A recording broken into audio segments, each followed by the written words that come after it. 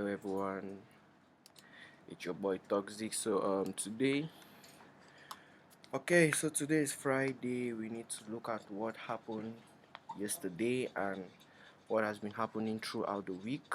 As you all can see, this is my weekly time frame, so I'll head to the weekly time frame. Okay, so this is the weekly time frame. As you all can see on GU. On GU, we had an SMT and price gave us a break of structure to the downside, coming all the way to collect liquidity at this area of the market here, which is this order block. So we had price collecting liquidity at this order block slash breaker. It's an order block slash breaker block at this area of the market here.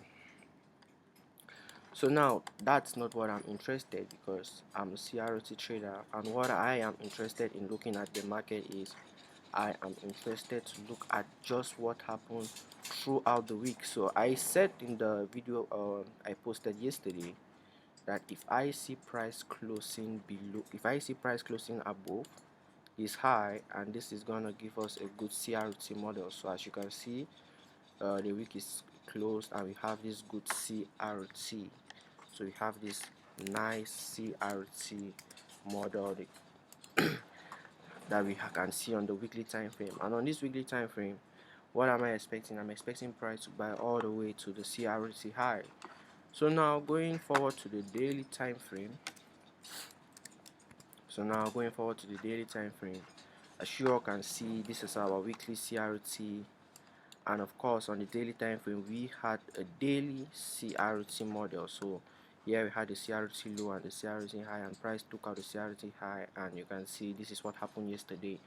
So yesterday Friday, so this is a Friday, we have the close above the previous we have a close above Thursday candle. So technically, what am I expected? I'm looking at price to go all the way to the CRT high, and as I earlier said in my last video, we are supposed to mark out our CRT high to the CRT low and mark out our 50%, which is this fair value gap we have sleeping here. So that's an internal range liquidity. So this 50% now reacts as a key level. So we have this now as a 50% key level, where price might react and continue selling to the downside, or price might react and continue buying. So I'm gonna put this the 50%.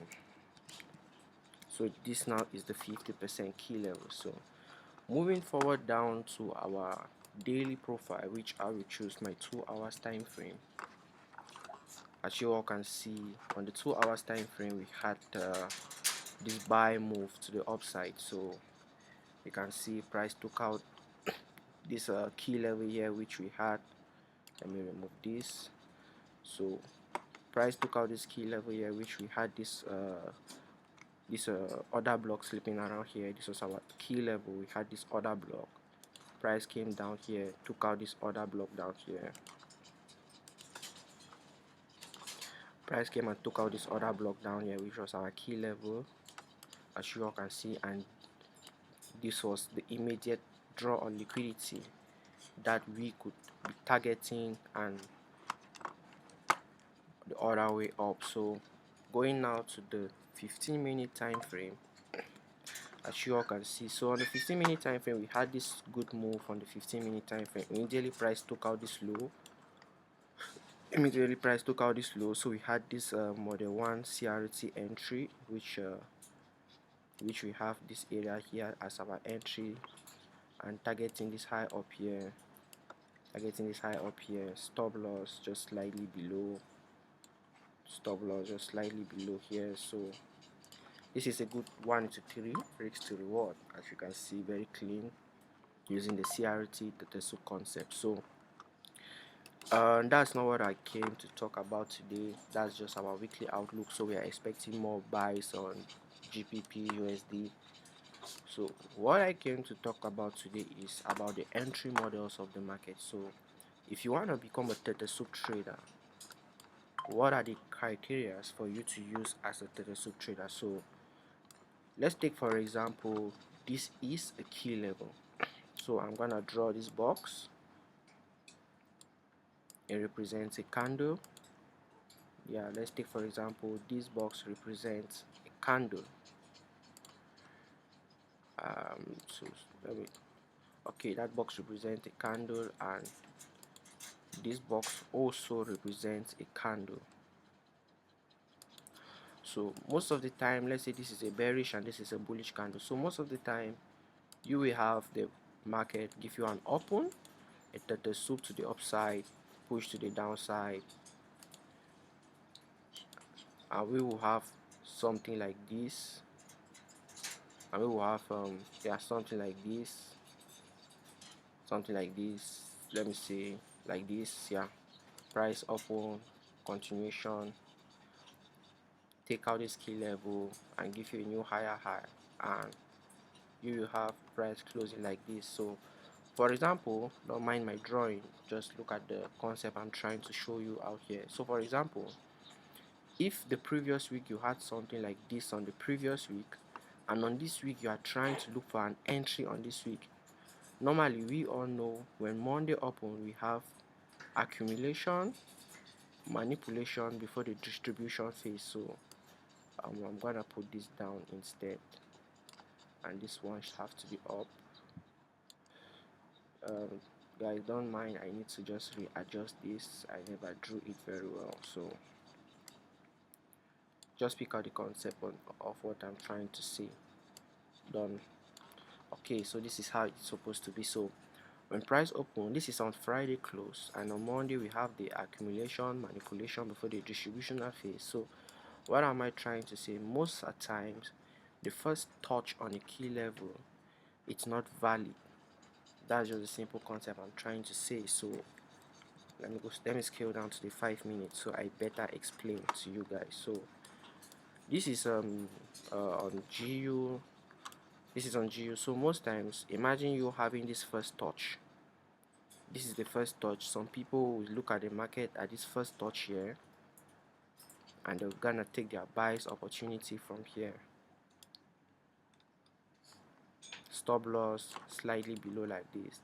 So the first touch is just an inducement to induce people to buy, and when you buy, the market is definitely gonna come down to take you out. So when you are trading, you need to start by understanding how the market reacts on key levels. So if this is a key level, you need to be expecting, if it's a bullish key level, for example, if it's a bullish key level, you see the market giving you either a W, the soup, and go above, or you have price give you a failure swing. So either you have a failure swing like that, or you will have price giving you a theta soup on the key level like this, taking out this previous low before going to the upside. So this is what you will be expecting on a bullish key level if you're about to buy on the lower time frame. So the first touch, it's always good to look at price reaction before having an entry. And the second, and if it's a bearish, it's just the opposite on the bearish market. So on the bearish you have either, so on the bearish market you have the same, either you have price giving you a failure swing, giving you a failure swing like this, or price theta souping the opposite end. And that's now where the CRT model 1 comes in, because on the CRT model 1, once as price tap a key level, so now this is where the CRT model 1 comes in. So on the CRT model 1, once as price tap a key level like this, if you look on the 15-minute, this is a valid market structure shift. So here now, the first pullback candle you see, that the price opens and closes, this pullback candle becomes your model number 1 entry on the CRT theta soup. This is your model number 1 entry on the CRT theta soup. But most people, to play safe, to play safe on the game, most people like waiting for a break above this high and wait for a pullback on this same key level. So if you look technically, you see this key level is valid. But now You entering here and you entering here, there's a difference between the both of you, because your stop loss is gonna be below this low. You have a tight stop loss and you have a good risk to reward. But you entering at this level, your stop loss will be wider than the other person. So you have a very wide stop loss, and your risk to reward will not be the same like the other person's own. So we need to understand when we talk of the CRT model 1 entry. So that's just all for today. I'll be dropping the weekly lookout on the Telegram channel and on TikTok, so stay tuned for tomorrow. We're gonna be doing our recap for tomorrow. Like, share, peace out.